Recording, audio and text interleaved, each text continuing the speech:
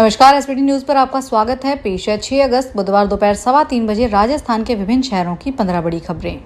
सबसे पहले एक नजर डालते हैं आज की हेडलाइंस पर।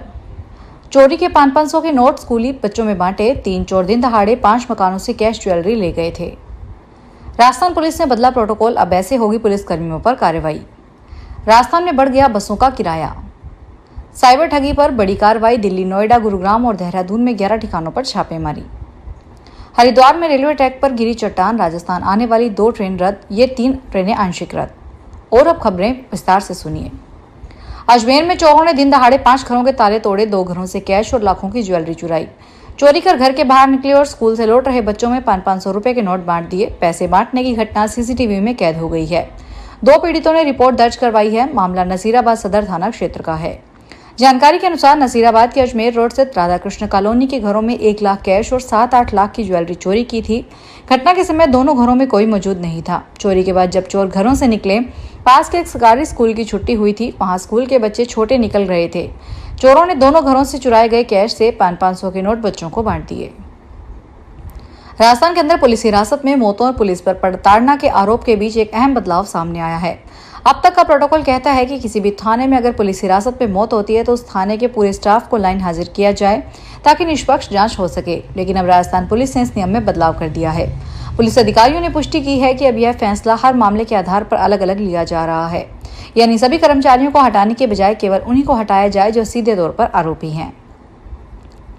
राजस्थान रोडवेज की तरफ से 5 अगस्त से बस का किराया बढ़ा दिया गया है। इस किराए में 10 से 20 पैसे प्रति किलोमीटर की बढ़ोतरी की गई है। वहीं रक्षाबंधन यानी कि राखी वाले दिन महिलाएं रोडवेज बसों में मुफ्त यात्रा कर सकें।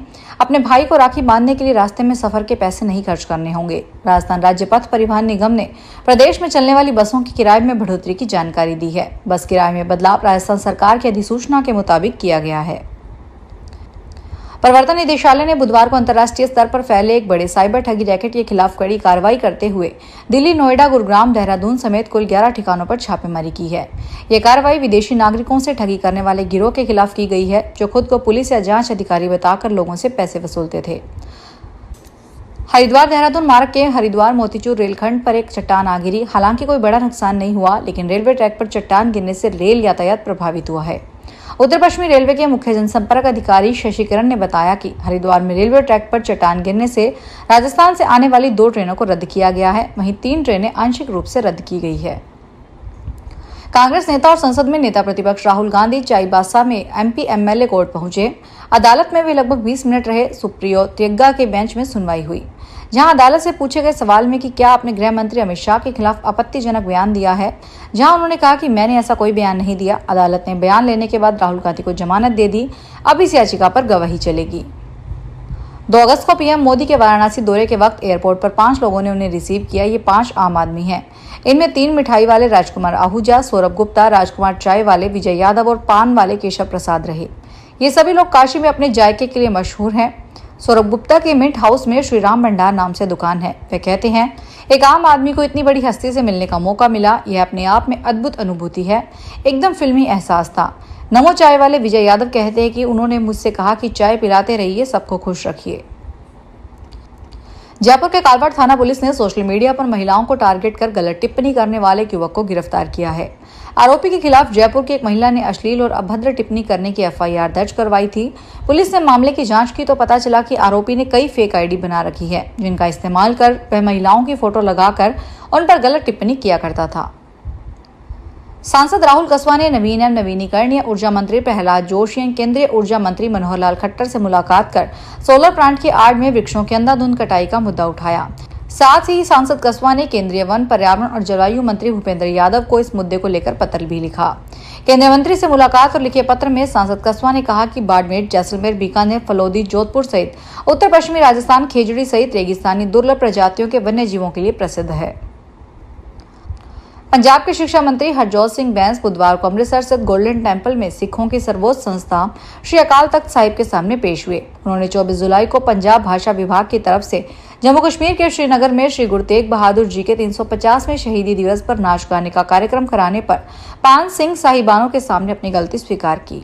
जत्थेदार कुलदीप सिंह गडगज ने मंत्री बैंस को सजा सुनाते हुए कहा कि अभी अमृतसर में गोल्डन टेम्पल से गुरु के महल तक पैदल जाएंगे, जहां साफ सफाई करेंगे।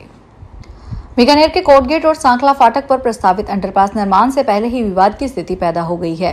अंडरपास के रास्ते में आने वाली 36 बिल्डिंग को अधिग्रहित करने के लिए बीकानेर विकास प्राधिकरण के प्रस्ताव पर राज्य सरकार ने नोटिस जारी कर दिए हैं। इन नोटिस के बाद खास तौर पर किराए पर दुकानें चलाने वाले व्यापारी बेहद परेशान हैं, क्योंकि मुआवजा केवल भवन मालिक को मिलेगा, न कि दशकों से यहाँ व्यापार कर रहे दुकानदारों को। झालावाड़ स्कूल हादसे के बाद प्रदेश के अलग अलग जिलों में स्कूल की जर्जर बिल्डिंग ठीक करवाने की मांग उठने लगी है। कोटा में कांग्रेस महासचिव राखी गौतम की अगुवाई में कार्यकर्ताओं ने श्रीनाथपुरम सी स्थित सरकारी स्कूल में बच्चों को हेलमेट बांटे। राखी गौतम ने कहा कि ये स्कूल 12वीं तक है, स्कूल की बिल्डिंग खस्ता हाल में है, एक कमरे को तो बंद कर रखा है, यहाँ प्लास्टर गिर रहा है, सरिये निकल रहे हैं।